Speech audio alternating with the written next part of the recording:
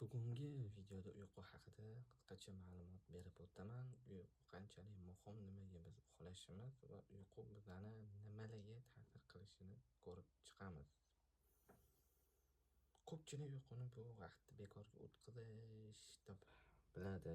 Bu organizmning eng muhim biologik ehtiyoji. Busiz bo'lmaydi, yashab bo'lmaydi uyqusiz. Hammani o'zini uyqu normasi bor. Bir xillada 7, 8, 9, 10 soatlik uyqu norma ham bo'lishi mumkin. Somnologlar sizga o'zi moslashtirib beradi. Ko'pchilik o'zi ham biladi. O'z odatda 80-90% insonlarda 7 soatdan 9 soat oralig'ida, ya'ni 8 soat deb olishgan. Ilmiy tadqiqotlarga ko'ra uyqu paytida miya va tana faol ravishda tiklanadi. Uyqu bizani xotiramizdagi narsalarni saqlaydi.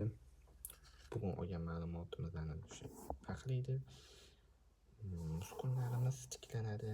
Agar biz sport zalga chiqsak, uyqu miyaning xotira va o'rganish markazlarini mustahkamlaydi. Ayniqsa chuqur uyqu bosqichida kun davomida o'rganilgan ma'lumotlar saqlanadi. Olimlar buni memory consolidation deb atashar ekan. Uyqu yetishmasa diqqat, xotira va mantiqiy fikrlash keskin pasayadi. Ilmiy jihatdan kam uxlagan insonning prefrontal korteksi sust ishlaydi. Bu qaror qabul qilishda xatolar ko'payishiga olib keladi. Hayotiy misol sifatida kechasi kam uxlab imtihonga kirgan talabani olasak bo'ladi. U bilan savollarga ham to'g'ri javob berish mumkin. Bilgan savollariga ham noto'g'ri javob berib qo'yishi mumkin. Shuning uchun imtihon bir kun qo'yganda kam uxlab tayyorlangandan ko'ra to'liq uxlab borgan yaxshi.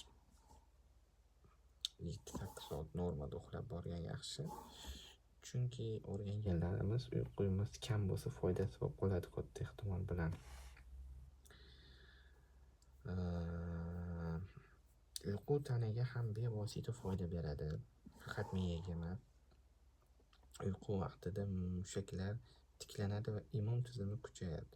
Tadqiqotlar kam uxlaydigan insonlar tez kasal bo'lishini ko'rsatgan. Uyqu gormonal muvozanatni ham tartibga soladi. Masalan, leptin va grelin gormonlari ishtaha va vaznni nazorat qiladi. Kam uyqu ortiqcha ovqatlanish va semirishga olib kelar ekan. Buni ko'pchilik aytgan.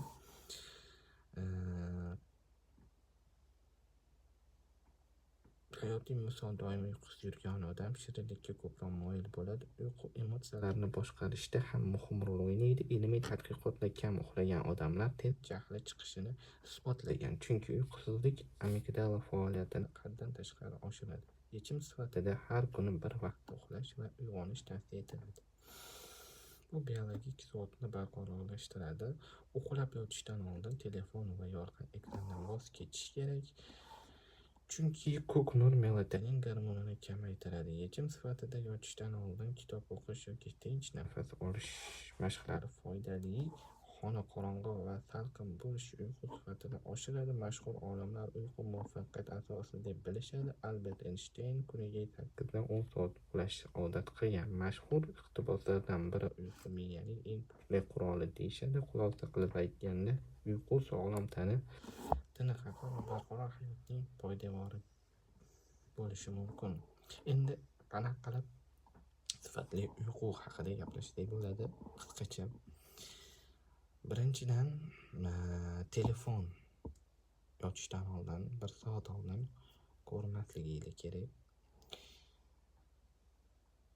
O'rganib qolish hissi bor. Agar telefon ko'rib yotib uxlaydigan bo'lsangiz, katta ehtimol bilan sifatli uyquga buzilib ketgan.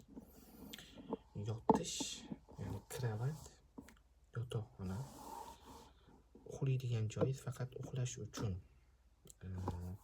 mos kelish bo'lishi kerak. O'tda telefon o'ynash, kitob ham o'qimasligingiz tavsiya etiladi. Chunki muhitga moslashishingiz kerak. Ya'ni bitta uxlab qolsangiz, karavotga yotishingiz bilan uyqungiz keladigan bo'ladi. Uyqungiz ham sifatli bo'ladi. Uyqungiz ham o'chib ketmaydi. Ikkinchisi bu kitob o'qish. Ko'pchiligi kitob o'qisa uyqusi keladi. Uchinchisi bu bir xil vaqtda uxlab, bir xil vaqtda uyg'onish. Kech uxlash degan narsani men o'qimadim. Nimagadir tadqiqotlarni ko'rib chiqdim. Ayrim 2-3 ta tadqiqotlarni. U yerda muhim narsa nima deyilgan? Bir xil vaqtda turib, bir xil vaqtda uxlash. Biologik soatingizni o'zingizga moslab olish. Bu yerda aniq bir hammada har xil bo'ladi. Men misol uchun kechqurun 10 da uxlab, 5 da 6 da turish. Har kuni bir xil vaqtda turish. Bu yerda ayniqsa 10:00 da yotish shart emas. Orasi yarim soat, 1 soat bo'lsa hech narsa qilmaydi. Sifatli uyqu mana shulardan kelib chiqadi. Va eng xavflisi o'zi telefon melatoninni bizda kamaytiradi va kechqurun uyqumiz ham sifatsiz bo'ladi. Bugunga bergan ma'lumotlar shu. Video sifatli bo'lmayapti, chunki oldi kameraga olinyapti bu video. Bugun 24-kun videoyimizda 365 kun har kuni foydali ma'lumot chiqaraman deb challenge boshlaganman. Va har 50 ta yoki 100 ta videoda yangi narsa qo'shib boraman. 50-videoda katta ehtimol bilan video sifati oshishiga harakat qilaman.